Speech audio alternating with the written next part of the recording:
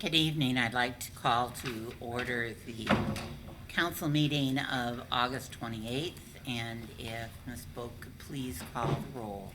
Councilmember Wood? Here. Councilmember Garza? Here. Councilmember Hussein? Here. Councilmember Spatafor? Present. Councilmember Spitzley? Councilmember Jackson? Present. Councilmember Brown? Here. Councilmember Cost? Here. You have 7 members present. Thank you. We are anticipating Councilmember Spitzley in the near future. With that, we do have the minutes for August 21st. Vice President Garza. Thank you, Council President. I'd move the minutes as written. Have a motion on the minutes. Are there any questions or concerns? Seeing none, all those in favor say aye. Aye. Opposed? Passes unanimously. With that, this is an opportunity for public comment. If there's anyone in the audience that would like to come forward and make public comment, this is your opportunity to do so. If you just give us your name for the record.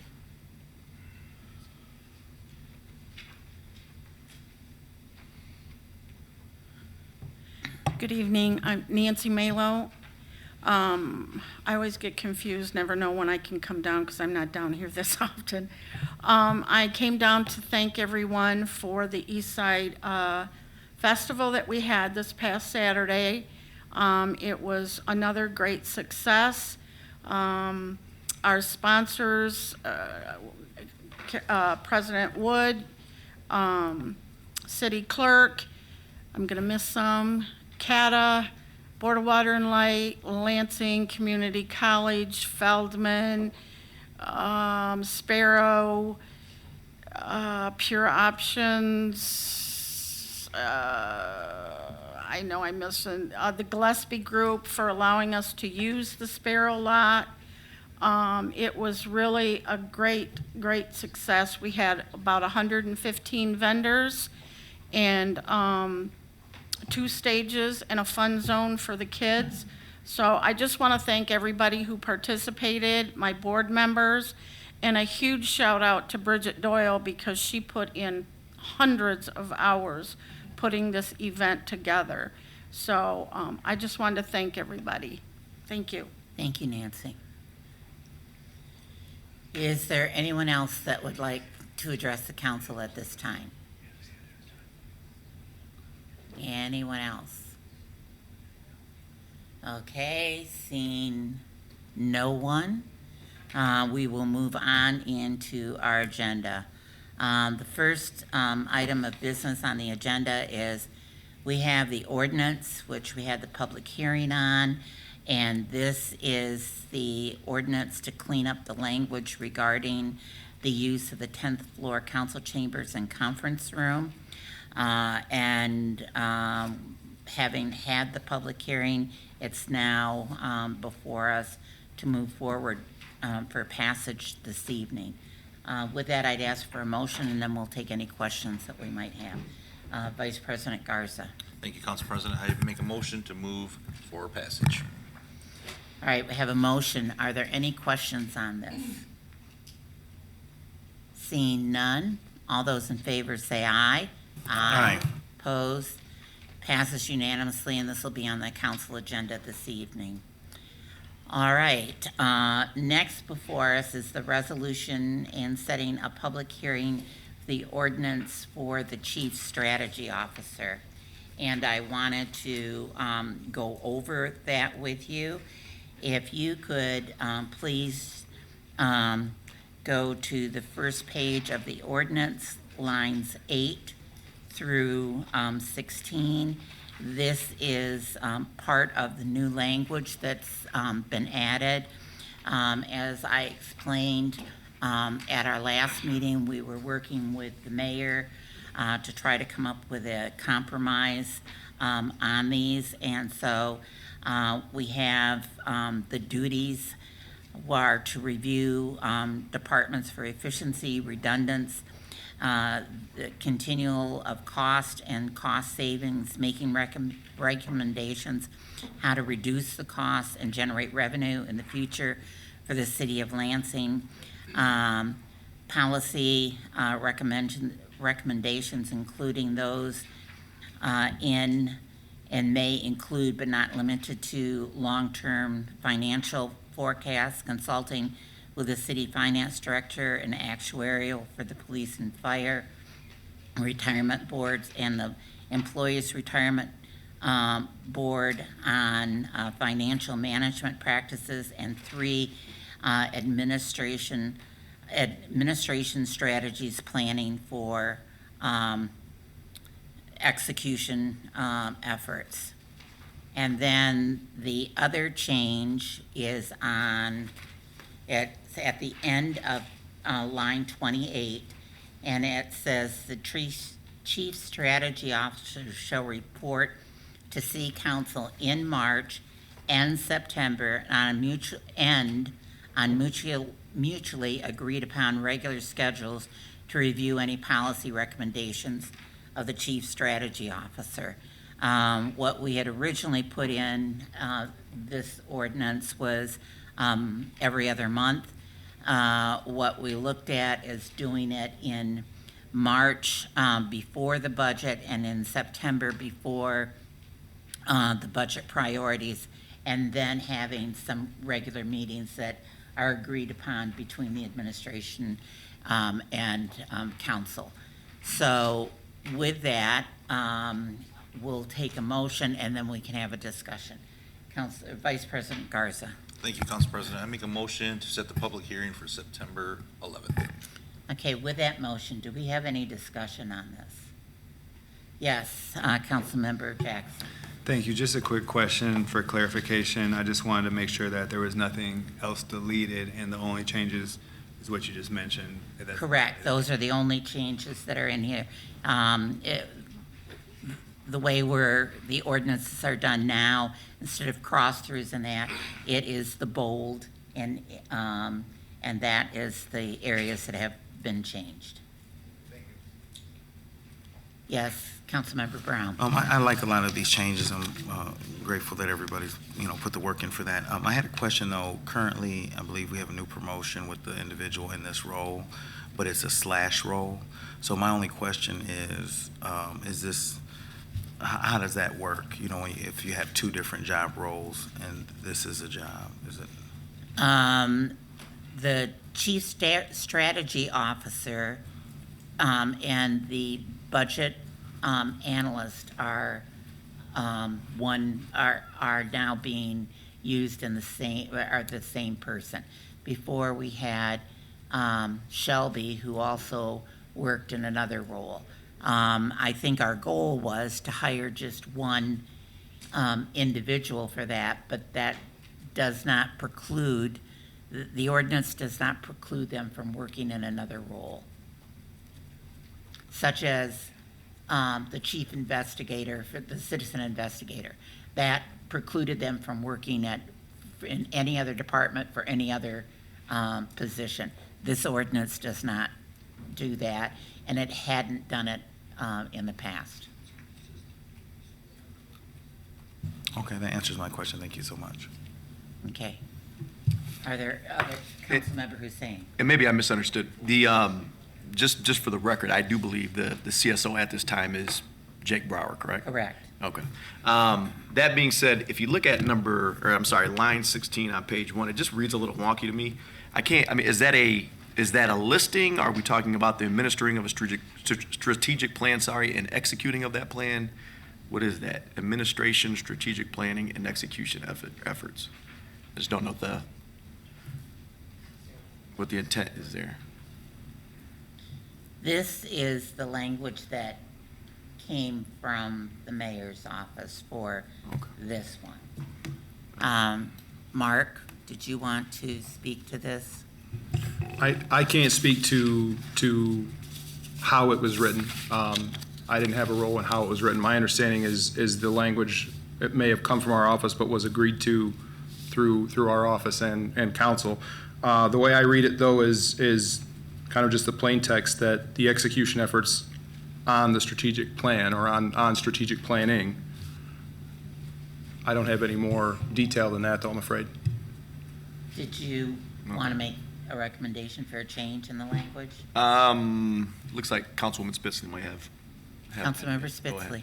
Well, I'm trying to because I thought it was a bit wonky too. I mean, is it the administration's strategic planning and execution effort? I mean, do we need to put apostrophe S or, I mean, I'm trying to figure out what exactly it means. So if it's the administration's strategic planning and execution efforts, I think it reads a little better. But that's just me. Yeah, I mean, is it that, or is it the administration and execution of? I mean, so either Yeah, one. either I one, just, we yeah. don't know what the intent is, yeah.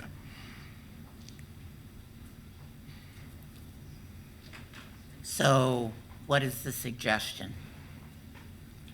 For me, Madam President, I guess it boils down to intent. So are we talking about that they will be making policy recommendations on the administration's strategic planning? I think it should be an apostrophe S because it's kind of the administration's strategic planning and execution efforts. Okay. That's what I would suggest. We can put that in, and then again, this is setting the public hearing. If there's some recommendations after that, we can look at that. Thank you. Other questions? No other questions? Councilmember Spatafor. I'm only asking, I know we talked about this at length in whatever year we passed this. It says in paragraph sub D, page 1. Let me find the line. In quotations, the administrative activity, line 25, the administrative activities of the city council and its members shall be limited to its own staff, and they shall give no direct orders to any other city officer or employee. End quotation, the city council and the mayor or mayoral designee and the chief strategy officer shall report to the city council in March. I know, the only reason I'm asking is we talked about this a lot because there were things we wanted the CSO to do and couldn't put in ordinance. So how does that square with the shall in this sentence? This again is previous language. No, I know. Yeah. The previous language was written, as I recall, pretty intently. We had a lot of discussion about things we wanted to say had to be done, and we opted into the. And this language where it says the line 28 was what was agreed upon between the administration Was. and leadership. Okay, excellent. Yes. That's useful information. Thank you, Yeah. President No, Wood. that was agreed upon between the administration and between the mayor and council. That satisfies my inquiry. Thank you. Patricia, and then the city attorney. Thank you, Madam President. So I'm, the next line, 27. So the city council and the mayor or mayoral designee and the chief strategy officer shall report to city council in March. And then it goes over to the next page in September. Yeah, and in September. So I'm trying to figure out, I want to make sure in my mind that at either one of these times, the mayor's office or whomever will say the chief strategy officer is not available, we're going to do the mayor designee. I want to make sure that it's the chief strategy officer who's the one going to be doing the reporting and not the mayor's designee. Or is it all of them shall report? All That's of them. All of them, okay. That's what I want to know. Thank you. Mr. City Attorney. I thought you were going in a different direction. This doesn't violate the charter, it just sets a schedule for meeting. Yes. That's all of these. Other questions? Concerns? Okay. Seeing none, we do have a motion before us, and this would be on the agenda this evening to set the public hearing for this. All those in favor, say aye. Aye. Opposed? Passes unanimously. Thank you. Okay, that takes us to our presentation. And I see Chief Backus, and I also see members of the Advanced Peace Team. Chief, are you making the presentation this evening? Okay, if you could all come forward to the table here in the well.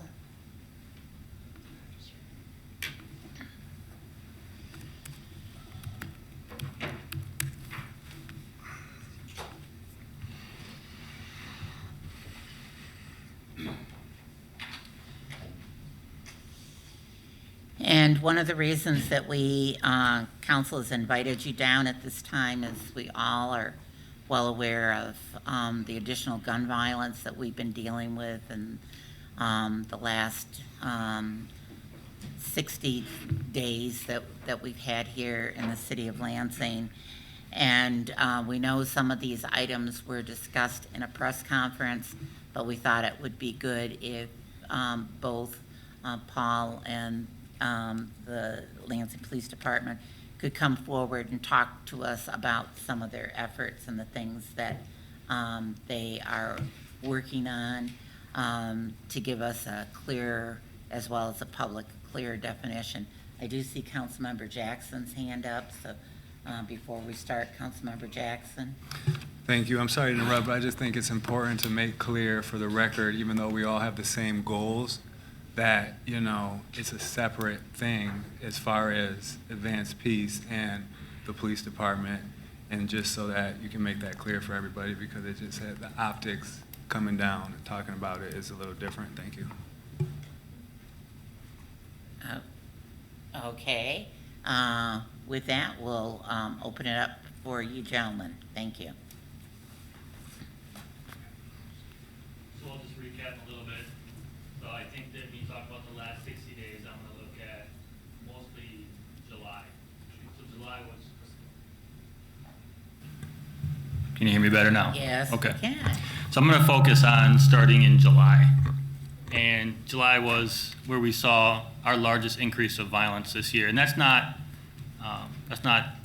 uncommon for our summer months, specifically in July. But this summer, I think it's important to look at the idea that, apologize. July of this year, we had 16 non-fatal shootings. But when you look at the 16 non-fatal shootings, 16, 1-6. I want you to take into consideration that 12 of those non-fatal shootings stemmed from 3 different incidents. And that's what really got our attention this summer in terms of the public attention to the police department when we had the press conferences. When we start dealing with these incidents, I'll call them mass violence, when we have 12 different non-fatal shootings that occur from just 3 different incidents, that's going to bring our numbers up. And there's a lot more behind just saying that's a number. These are tragic events. From the police side of it, when we focus on these, our non-fatal shootings, we're looking at relationships. So first off, we're looking at, are any of these connected? Do we have people involved in these that are creating or contributing to retaliatory violence? And that's where we'll focus at. Sadly, when we look at these 16 non-fatal shootings, the majorities of these are still open. That really relates to the idea that of our 12 non-fatal shootings that were a result of 3 incidents, all of those are still open. When I look at those incidents, there's a few factors that I see specifically that are leading us or giving us complications in being able to present those. One is the idea that some of the victims in these are not intended victims. So they weren't the targets that from what we've garnered, they weren't the targets of the shooting. So they don't really have a lot of background information. They were at a location, they were a victim of a shooting, but they can't necessarily tell us who was shooting or the reason behind the shooting. Secondly, for the victims who may have been targeted, there's an unwillingness to cooperate. And that's problematic for us, because the next part we're looking at is what's going to happen in the future. Is this going to lead to more retaliatory violence? And the third part that's a complication for us is when these things transpire in areas where we don't have any independent evidence, when we don't have cameras, when we don't have things like potentially license plate readers sometime in the future, those type of places where we can't get independent evidence where we could potentially build a case without cooperation, that tends to stall our abilities to actually bring charges to the prosecutor's office for consideration. Now, I will tell you that the month of August, we're back to somewhat of our norm. It's sad to say it's a norm. We've had 4 non-fatal shootings. One of those non-fatal shootings was associated to a homicide that we had. The month of July, we had 1 homicide. It transpired the very last day of the month. But we saw that trend continuing because in the first week of August, we had 2 additional homicides.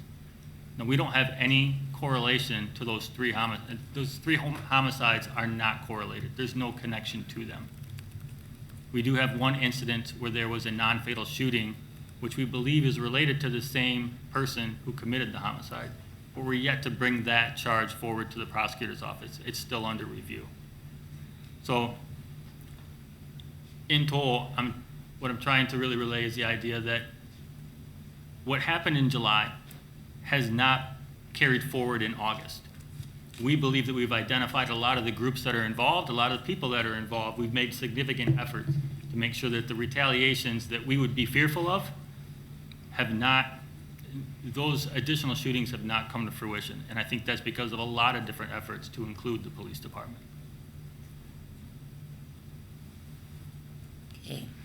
Are there any questions for Assistant Chief Backus at this time? Councilmember Spitzley.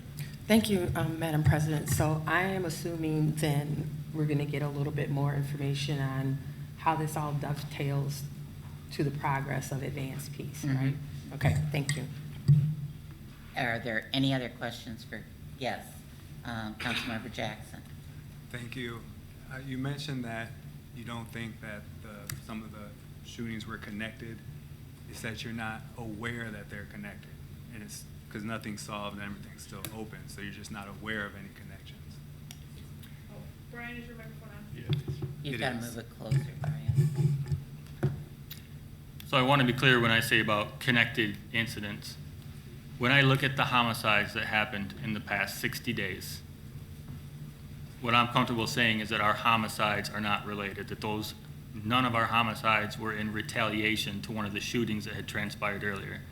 I'm not comfortable saying that our non-fatal shootings are not related to each other. Thank you. Any other questions right now for Assistant Chief Backus? Seeing none, Paul will open it up to you. Good evening, everyone. Glad to be here. Thank you for the invitation. And I am Paul Elam, Chief Strategy Officer at MPHI. We're a Michigan-based, nationally engaged nonprofit public health institute based here in Okemos, Michigan. I am also the Acting Strategy Director for the Advanced Peacemaker Fellowship initiative that was launched in October of 2022. The mission of our Peacemaker Fellowship is currently to identify 15 individuals who reside on the southwest side of Lansing who are actively engaged in cyclical and retaliatory gun violence. That decision was made by the county and the city last year based on insight and intelligence that we got from our district attorney, our prosecutor's office, law enforcement leaders, believing that we had approximately 25 to 30 individuals in our city who were actively carrying firearms and shooting at one another. Since the launch of Advanced Peace in October of 2022, we have successfully engaged 16 individuals who we believe are at the center of gun violence based on intelligence we've been provided, and they are actively engaged in the fellowship. Those 16 individuals are being contacted daily by our neighborhood change agents and engaged in 13 evidence-based strategies to make sure that they are beginning to think differently about the behaviors that they've engaged in historically. As of this point, we've been involved in their lives for about 10 months. 15 of those individuals have had no gun injuries since we've engaged them. 11 of them have not been arrested again. 3 of them have had arrests since they've engaged in the fellowship. 2 of those arrests were based on behaviors that occurred prior to them joining the fellowship. And the other individual has been arrested and incarcerated pending charges. So I won't comment on that until that process completes itself. 3 fellows, all of those arrests were for firearm-related incidents. Of the remaining 16 who, let me make it clear too, 16 total, 3 of the 16, so it's not 19, it's 16 engaged. 3 of those 16 have had arrests related to firearms. All 16 of our fellows are still alive. None of them have been shot, and 12 of those fellows have active life maps where we are working with them on life map goals on a daily basis. Concerning the violence that's going on in our community, I would remind you that the Advanced Peace Initiative that's currently funded is not targeting the entire city.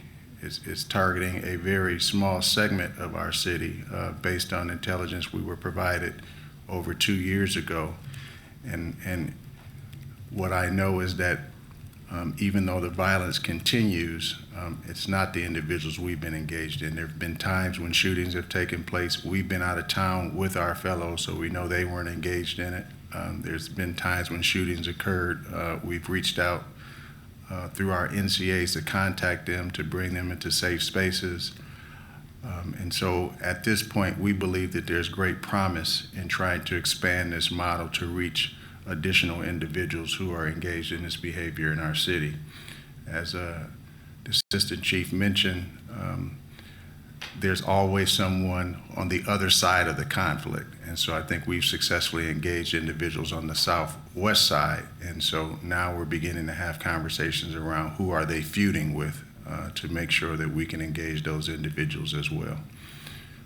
So from my perspective, this was an investment for 3 years that the city and county wanted to try to see if we could produce evidence that this initiative and strategy would actually work. It's sort of preliminary at this time. We won't have a formal evaluation report from our University of Berkeley evaluation partner until the 18-month fellowship has actually completed. So we're 10 months into that fellowship. But I can tell you as of today, our young men, for the most part, are doing very well. They're responding to the strategy, and we continue to partner with the mayor to identify additional resources to expand the project. We're also applying for additional federal and state grants. We were just awarded a $500,000 grant from Congresswoman Slotkin. Thank you for her congressional appropriation. We've got grants into the Department of Justice to help with expansion to the east side of Lansing as well as to the city of East Lansing. Okay, I think Councilmember Spitzley has a question for you. Thank you, Madam President. Without betraying any confidences, what's the average age of your participants? I don't have that information today, but Okay. would gladly follow up with you. I was just curious. It's not a big deal. I appreciate what you're doing. When it first started, I knew and thought it would have great promise. I was just curious of what the ages were. Absolutely. I don't have it, but we do have that information. Okay, Councilmember Koss. Thank you, President Wood. Just maybe this is because I'm new and I'm not sure. So you're not actively involved in what we just went over with the deputy chief with the gun violence that's happened the last 2 months. Well, the city of Lansing has a ecosystem that's being established to respond to gun violence, and I would say Advanced Peace is one part of that ecosystem. And so what we focus on is cyclical and retaliatory gun violence. When we have conversations with law enforcement, gun violence in our community goes beyond cyclical and retaliatory. The chief can probably share a bit more about that, but we have a small portion of that. And so if you want to know how cyclical and retaliatory gun violence is going in our community. I'm just simply trying to understand, because we're talking about the gun violence in the city currently. So I wanted to make sure that I was on the right page. So these last 2 months, you haven't been involved necessarily in these shootings. I wouldn't agree with that. Yes, we've been very much involved targeting the cyclical and retaliatory related shootings, not all shootings. Okay. Okay. Paul, can you talk to me about what other organizations that Advanced Peace works with and how those inner work as part of that? Absolutely. Right now, our main partner is the Ingham County Public Health Department. And so we are partnering with them to actually provide a set of resources through federal funds that are actually being granted at this point. They've not been administered yet. The resources have been awarded to Ingham County. And those resources will go towards providing cognitive behavioral therapy for our fellows to help them navigate human services within the Ingham County area, to deal with adverse childhood experiences, to help them think about other mental and physical health needs that they actually have. And then we'll also be hiring additional peacekeepers to expand the support within our community. Thus far, the resources that have been provided are going towards neighborhood change agents and peacekeepers who are employed directly by MPHI. They are full-time staff who work within the community and establish a caseload of fellows. And what those NCAs are doing daily is contacting fellows that are on their caseload. They each have up to 5 fellows on their caseload, engaging them in life skills training a couple times a week. We feed them. We also take them on trips, which are called transformation trips, to get them outside of their neighborhoods and their community, taking them on educational trips to learn more about who they are, their history, with the belief that those experiences will cause them to think a bit differently about the behaviors that they're engaged in. Paul, are any of those part of the resources that you're using, teaching them a skill for jobs? Are any of the fellows currently employed, or because I think we see oftentimes that some of the violence that occurs, are based on needs. So. Absolutely. In the beginning of the fellowship, we don't necessarily focus on employment. We're focused on life skills development because we want to make sure that they have a skill set not only to get a job, but to maintain that job. With that said, we do have several fellows who are employed. I wouldn't say that those employment opportunities are based on partnerships with Advanced Peace per se, because we've not actually gotten to that point. So our services currently are cognitive behavioral therapy. They also have elders. We call it an elder circle. Some of them have begun to connect with elders. Transformative travel. They receive life coaching, life skills development, and we really help them connect with the human services system, sort of navigate that system, because many times we found that our young men have not successfully engaged that system and gotten the services that they actually need. Okay, you've mentioned young men, but we also know that there are young ladies out here that can be just as violent as a young man. So is there anything being done for the young women in our community currently, or are there plans? That's a great question. Our eligibility criteria to participate in the fellowship is not gender specific. So if we receive the name from the sources I mentioned that we have a female that's really causing problems in our community related to gun violence, we'll actively engage that young lady as well. Our NCA is engaged in outreach, intervention to reduce ongoing gun violence, and they actually manage a caseload of fellows. And so in terms of our intervention and our outreach work, they are engaging a lot of young ladies in our community. Oftentimes, the source of the feuding is a young lady. Yeah. And so we're in contact with young ladies, their families, and victims, and a lot of folks who are impacted by gun violence in our community.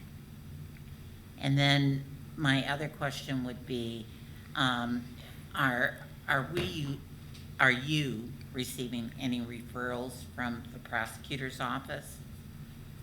No, ma'am. Is that something that you've thought about, or is that just something that's not on the radar right now? Yes, was alluded to earlier, the way we operate is pretty confidential. And so law enforcement might give us the names of individuals that they are concerned about, but we don't necessarily have conversations about who is a part of our fellowship. Those names come from multiple sources in the community. Okay. I've got Vice President Garza, and then I have Councilmember Brown, and did I see your hand? Councilmember Jackson. All right, thank you, Council President. Appreciate you guys being here. Now, when you mentioned that you said that you have 15 individuals identified in Southwest Lansing, are you offering them any kind of training? I mean, what kind of skills are you sending them out with in the community to make sure that they're handling these situations the best way they possibly can? Yes, the actual number is 16. We've engaged. We use sort of evidence-based practices based on the works literature and the body of knowledge in the field of criminal justice. And so what we're doing is engaging them in life skills development, mentoring, counseling through an elder circle. We're also giving them transformative travel opportunities. And we're beginning to build the capacity to engage them in more behavioral health therapy through a partnership with the county health department based on another federal grant that was awarded.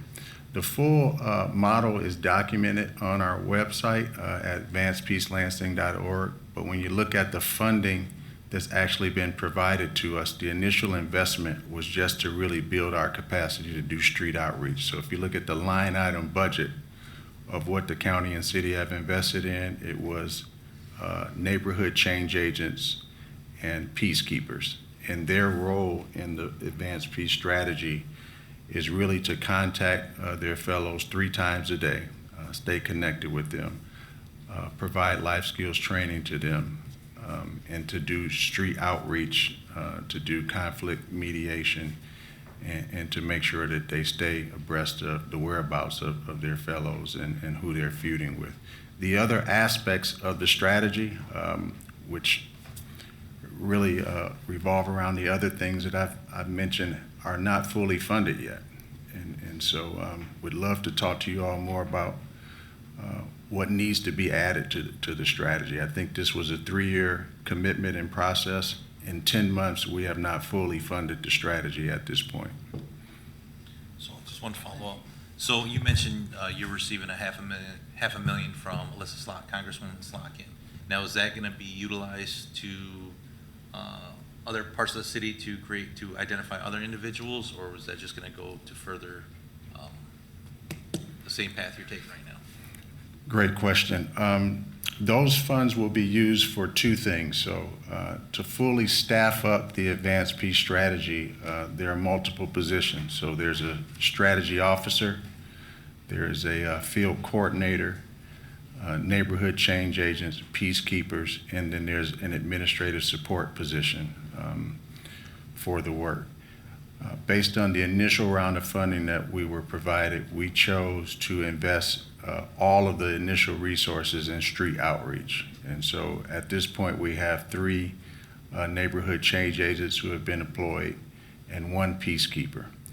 And so the first year's funds are going towards that. And those 4 individuals are the ones responsible for engaging up to 15 fellows in this first fiscal year. We knew we had additional resources that would be needed to fully flesh out the strategy, and so the application to Congresswoman Slotkin's office was to hire an administrative assistant to assist them, and so that person was actually just hired last week.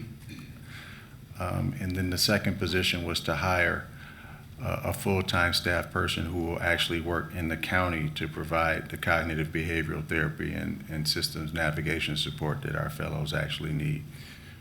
Our grant application to the Department of Justice is another $2 million.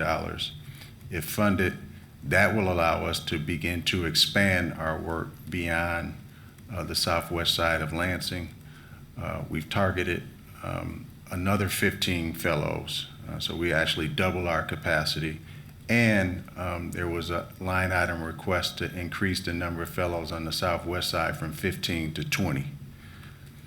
So if that grant application is successful, we'll have another 20 fellows that we can actually engage in the fellowship. Great. And I just have, sorry, just one more follow-up question. You mentioned the name Neighborhood Change Agent. Is there any point in time that they will be engaging any of the neighborhood groups to let them know what's going on, what they're doing with the city? Maybe not specifically, as a lot of it's confidential, but just to let them know that they're out there and they're working with some of the people that may be. Absolutely. Our federal grant, we currently have a Department of Justice federal grant. I failed to mention that one for $1 million that allows us to do some of that work. So we have been convening community for the last 5 or 6 months. We have staff at MPHI that are responsible for that work. We're establishing co-chairs in the community who are individuals who have lost loved ones due to gun violence, and that will be a monthly meeting to hear from the community in terms of priorities and concerns that they may be seeing that we might not be able to see. And to answer directly the question, we've already been asked to begin to meet with some of our neighborhood associations to facilitate that dialogue. So that is actually forthcoming. Thank you. I have Councilmember Brown, then Councilmember Jackson. Thank you so much, President One. Thank you, Dr. Elam, for being here today and the work that you all are doing. We know that it takes a village. You actually answered a lot of my questions. I was wondering about the capacity that you're currently implementing based on the funding that you have from Councilman Garza. And so my only follow-up would be, because you answered several of the questions, would be, I know that you're going through a process, you know, you said the first 10 months as far as the data, but do you have, or preliminary, you know, the word report, to say this is kind of where the violence was with the demographic and groups that we're working with, to now this is what we're seeing in the first 6 months and 12 months so far, just because we do have a community, constituents, families that are concerned. But if we had a little bit more hard data to say this is where we were versus, you know, where we are with this particular program, I think that would be very helpful in articulating or making sure that the community understands the impact that has been made thus far. So thank you so much. Absolutely, Council Member. I would agree with you, and data are being made available monthly on our website. So if we need to do anything to educate folks and point them to that website, happy to do that.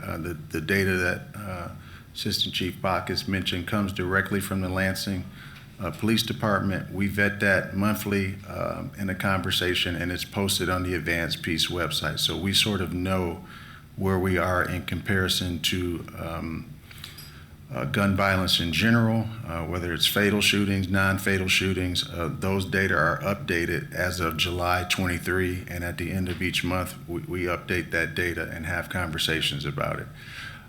In terms of a formal report, we have committed to updating the community in a public meeting every 12 months. And so we're planning for a 12-month update, which will be scheduled at some point in October. I don't have the exact date. Piper and Gold is a local communications consultant firm that we have hired to do that work. They worked with us last year to actually launch Advanced Peace. So we launched in late September last year with Piper and Gold. The mayor was there, the county was there, and we sort of rolled out the event. We plan to do that again in October to give the community an update on what we know at this point.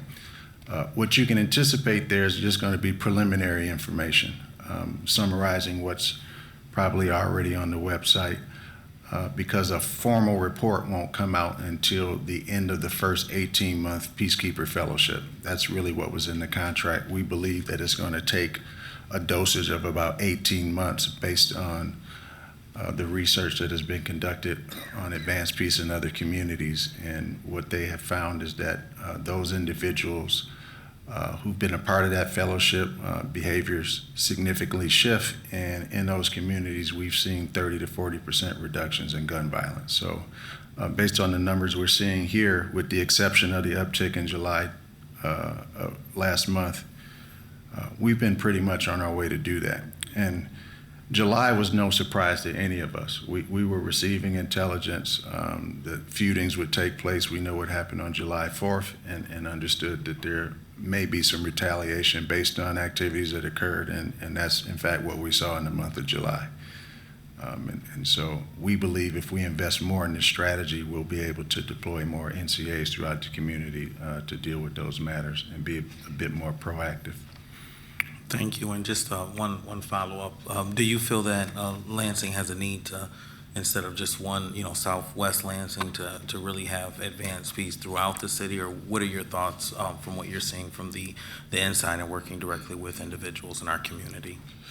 Yeah, great question. Not only do we believe that, we've been advised to do that based on individuals who live in our community. The perpetrators of gun violence don't see boundaries. They move and back and forth. And so we might have a hot spot in one area this week. It might be in a different place next week. And so I think what we're advising and trying our best to do is to build the capacity to provide this strategy wherever we see the problem within our city and county. And so we're using a data-driven, evidence-based approach, and it was probably wise that we not go all in until we had some evidence that the strategy was actually working in Lansing. We had evidence that it was working in other places. I think we now have evidence that even though we're very concerned about violence in general in our community, the individuals we've targeted are not a part of that violence. Thank you so much. Thank you, Councilmember Brown. I have Councilmember Jackson. Thank you. Just a couple questions. I just want to, and Councilman Brown pretty much had my first question. I just want to confirm that the reason we have 16 fellows Yes. is because of capacity on funding edge, or is it your change maker and peacemaker trainings also need to get more than 4 people? Absolutely, it's due to capacity. And so our contractual obligation was to engage up to 15 fellows with the current set of resources. And with that said, we're constantly engaging in more grant development, grant related activity. And as of today, we have not received any additional dollars. We do have grants pending, we do have grants awarded, but contracts have not been signed and issued to MPHI as of this point. Thank you. I just want to find out, why we can't have more than 15 or 16, but it sounds like you answered that. Also, you kind of spoke to the no boundaries idea, and not to go against any of my council people, but it's, whether the lives that are being affected positively are in Southwest Lansing or any ward in Lansing, I think that's how we kind of look at it. So 15 people, the stats are showing currently have not, engaged in gun violence or has been a target yet. So I just don't want there to be like advanced peace is only doing a certain place, because it's one, maybe perhaps one life saved, pretty much the way I see it.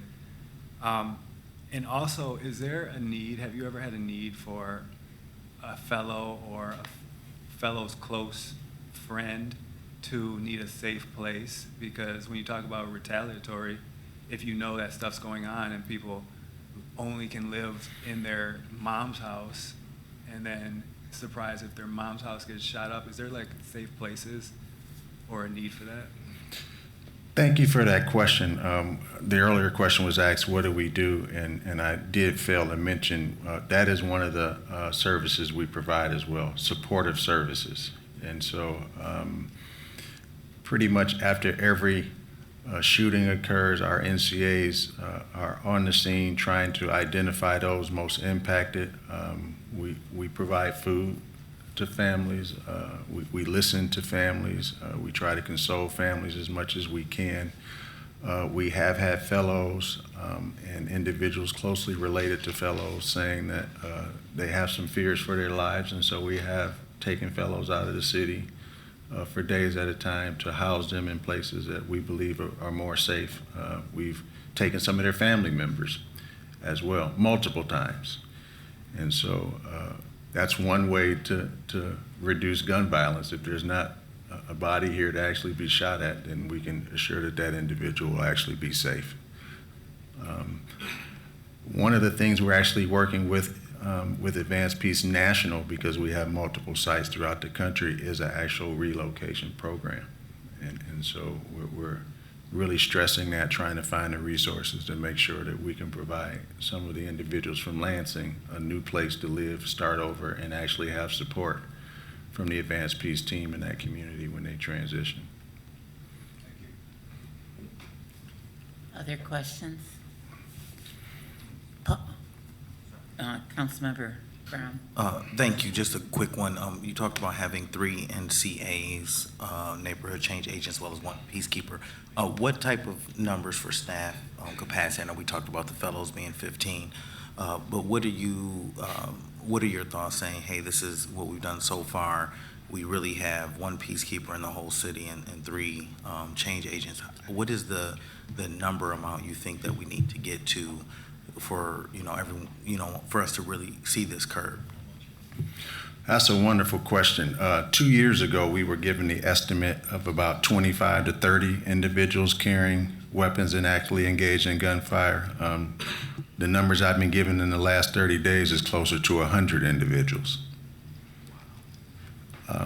And so it's not a precise number, it's an estimate, and I think most folks that are dealing with this problem believe that that's a pretty credible number. And so our current focus and priority is expanding to the east side of Lansing as we speak. We're in conversation with the mayor. We're raising resources to do that, and if all goes well, I believe we will have the same type of team and capacity to do this work on the east side of Lansing pretty quickly. And so those conversations started a month or so ago, and based on the evidence and promise of this strategy, that's our next target area. To your other question, we had to start someplace, and so I don't think we see this as a isolated incident. It was just sort of, if you were to start someplace, where would you prioritize to start? We picked Southwest Lansing, and now we're beginning to focus on the east side of Lansing. Okay. Thank you. I call you Paul because we've known each other for a number of years. No problem, Madam President. Paul, I know in my heart that you didn't mean this, but I'm going to also bring this to light. You said a few minutes ago we had an uptick. Every one of those numbers is a victim or a victim's family. And many years ago, I chastised a chief that sat and made that same comment. It isn't an uptick. It is a victim. And so I know that you didn't mean that in a derogatory way, but I would hope that that's something that you remember the next time you're making a presentation. Absolutely, and thanks for bringing it to my attention. And if I offended anyone here tonight, please accept my apology. And I just having been and a victim, it's one of those things that when that comes across, it just because there is a name, there is a family, there is someone that is affected by this. Thank you for the correction. I appreciate it. Thank you. Any other questions? All right, we want to thank you very much, and we look forward to additional information, and we look forward to hearing about new grants and things like that. So thank you for your work. Thank you for the invitation, and we'll be back if you invite us to come again. We will. Thank you. Thank you. Pardon? Excuse me, Madam President, if you could let us know when the public hearing is, public meeting is. We Oh, appreciate public that as meeting. well. In October, if you Yeah, could. the date. Yes, if you could get us that information, we'd be glad to have that too, please. Absolutely. We'll make sure you're on the formal invitation list. All right, thank you so much. Thank you. Okay, with that, that takes us to our motion for closed session. Vice President Garza. Thank you, Council President. Pursuant to MCL 15.268(1)H of the Open Meeting Act, I hereby move that we recess into closed session to consult with the city attorney to consider material exempt from discussion or disclosure by state statute. I gotta finish reading this whole, right? All right, we have, You have to read the full motion. Yeah, okay. Yep. Statute specifically to discuss written materials from the city attorney provided under attorney-client privilege and attorney work product, and which is also exempt from disclosure under the Freedom of Information Act pursuant to MCL 15.2431G. okay, with that, we have a motion. Would you please call the roll? Councilmember Wood. Ye- Sorry. Councilmember Wood. Yes. Councilmember Brown. Yes. Councilmember Spatafor.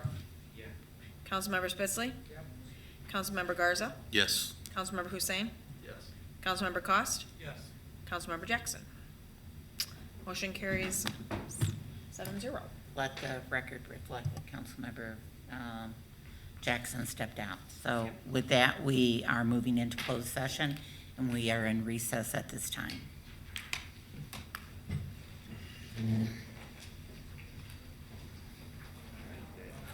We are called back to order, and we are now adjourned.